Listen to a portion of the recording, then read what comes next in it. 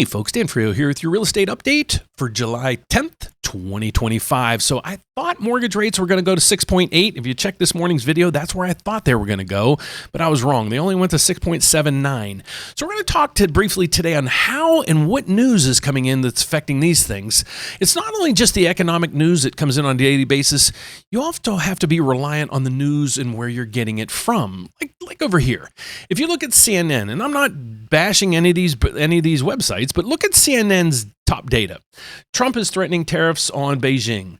Prices are now starting to rise because of tariffs. This family lost their home in Texas. Linda is leaving Elon Musk. Hasbro CEO warns toy prices could start to rise.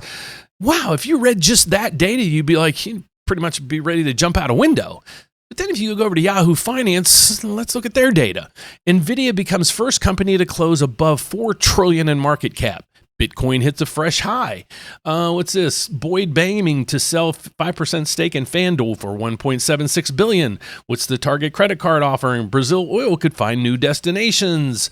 Parcel drivers, 2% global revenue gains for postal operators. So it's a completely different story based on what news channel you watch. So what I try to do here, I try to best, is to use this data, the economic news, and all the financial news that we can get to help you understand what's going on with these and the whys behind it. And folks, the reason why I do this is I'm actually a federally licensed mortgage loan officer. I've been doing it for 35 years. The federal part means I'm licensed in all 50 states as well as Puerto Rico. So I'd love to help you if you're out there looking to buy or refinance. I'm going to give you my website at the end of this video because I have a slogan: one application, one credit pool. We're going to shop your loan over 30 different lenders. How do we do that? I'm going to not break it now. I'll give you that at the end of this video. So let's get to today's news. So here's what I want to talk about.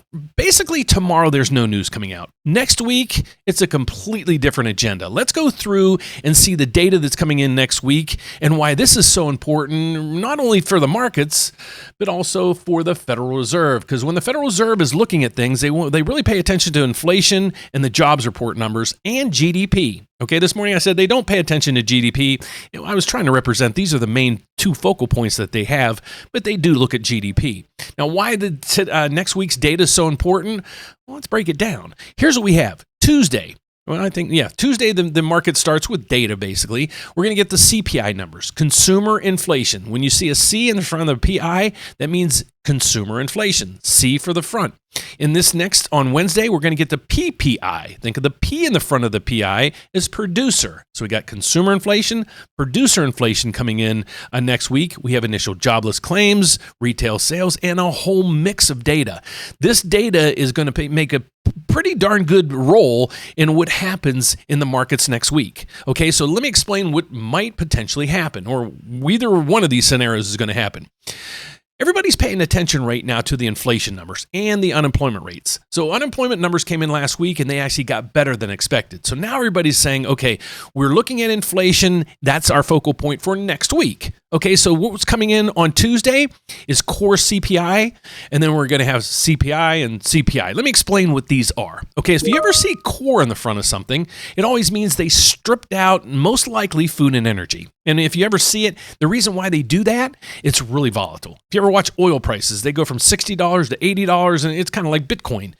So that's why they do that, just to kind of level out the numbers. When you just see CPI, it's Consumer Price Index. What they do, there's a month over month and a year over year. So what they do here is they basically do this. They have a basket of goods and services, and they take a price tag on that, and then they do it for the following month, and then they do it a year later, and so forth, and they give us a reading. What's that basket of goods doing in regards to prices?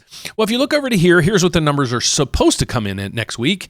And I'm hoping they come in like this. So a lot of the data now, why this is such a big number, is a lot of the tariff data is starting to kind of compile into these numbers. So if they start really skyrocketing, that's not going to be good news. So we're going to pay attention, or close attention, next week.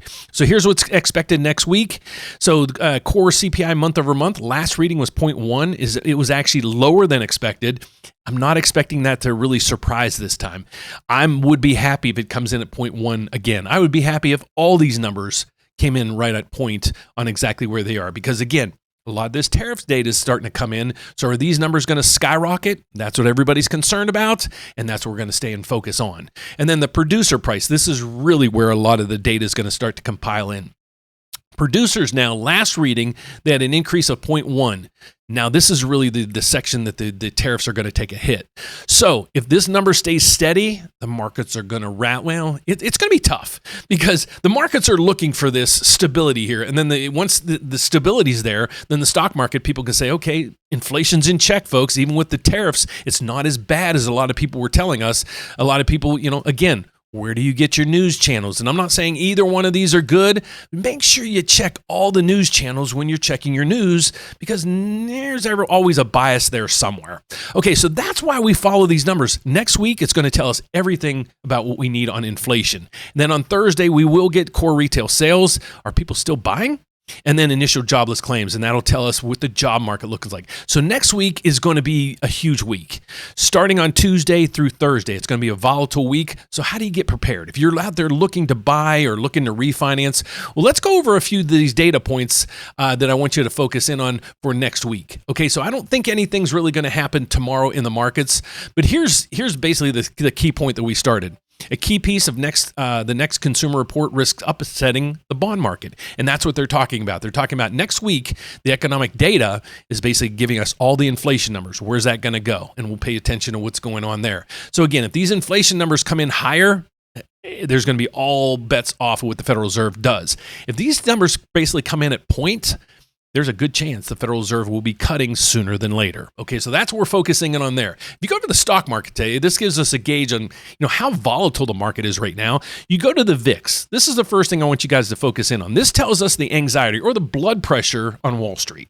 Okay, the higher this number, the higher the blood pressure. When you're down in the teens like this, it's a good market. The market is saying, okay, we're okay with things right now. Looks through here. S&P, NASDAQ closed at a fresh record as traders shake off the tariff worries. So is this more of a worry? Or is it not as big of a worry? So that's what you really have to focus in on the data that you're looking at, folks. So this is what we're seeing across the board. The indices across here are up.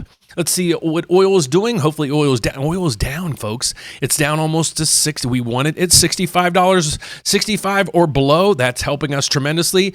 Oil falls more than 2% amid bearish Trump tariff outlook. Okay, so now this is bearish but when you go to the equity markets, they're shrugging off that news. Okay, again, you have to focus in on what you're looking at. Let's see what cryptocurrency is doing. 1.3. That's an all-time high, folks. And I added to my position just about 2 weeks ago. So good news there. All right, I'm not telling you guys to do that, but I'm just focusing on that. Okay, so what's going on in the bond market today? Now it's down 14 ticks, and that's what caused rates to just tick up just a little bit. I thought they'd go to 6.8, but the market just stabilized. When I did my report this morning, it just kind of flatlined through there. I thought there was going to be a little bit more depression there, but there wasn't. So that's great news for bonds.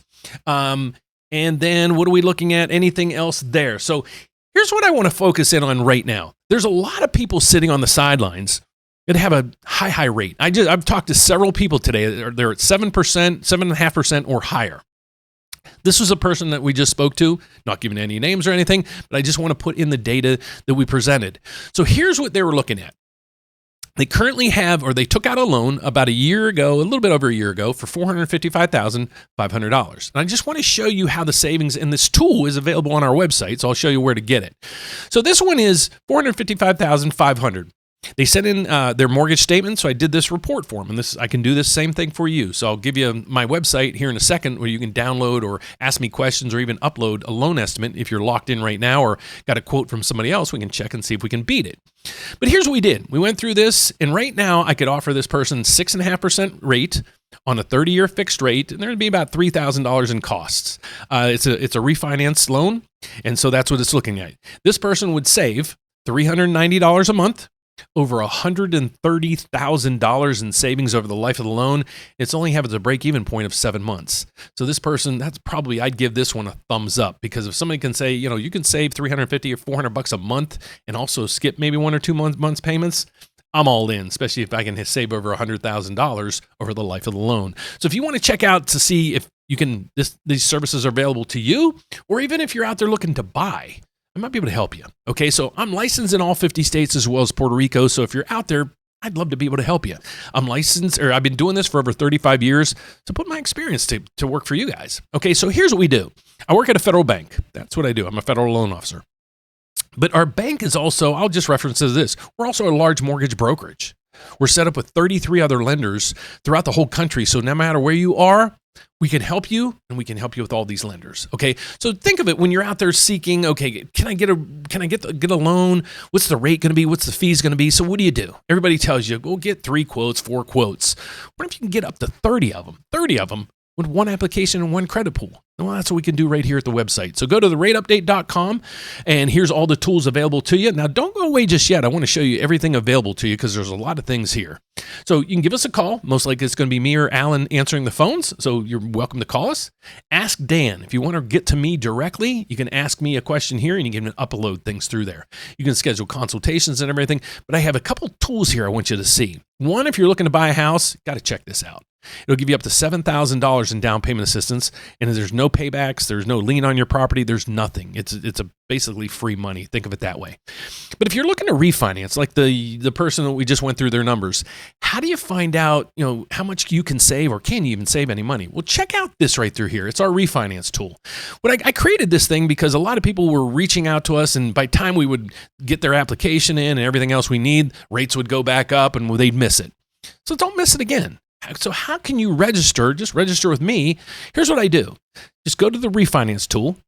Give me your mortgage information. You're more than welcome to email me your mortgage statement. And then all I'm going to do is I'm going to watch this. Because what you're going to tell me in this is you're going to say, Dan, I'm at 7.5% rate right now.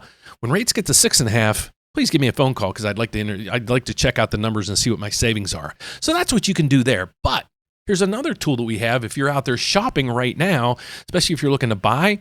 Go to the loan estimate tool right through here, loan estimate review. Okay, what this is going to do is it's going to allow you to upload the quote that you just got from a lender right through here. And you're going to tell me what your credit score is. You're going to upload that loan estimate in here and give me your closing date, and I'll have a video out to you within 24 hours. And it's going to be similar to this. I'm just going to walk over the numbers, show you what kind of programs we have, and compare it against the offer you have. And if there's a savings there, I'll be more than happy to work with you. If there's no savings there, God bless you. Keep continuing to work with the current lender you are because you're in a good position, but at least you made them honest. So that's our report for today, folks. My name, like I said, is Dan Frio. I hope you join me back here tomorrow morning to see how all this starts another day. But if you can do me one favor, I don't ask a lot on this channel. I don't even sell a lot of things and have sponsors or anything. But to help support the channel, do me one favor. If you can click the subscribe button over there, I'd be grateful. So thanks for watching, guys. I'll see you tomorrow. Have a good evening. Bye-bye.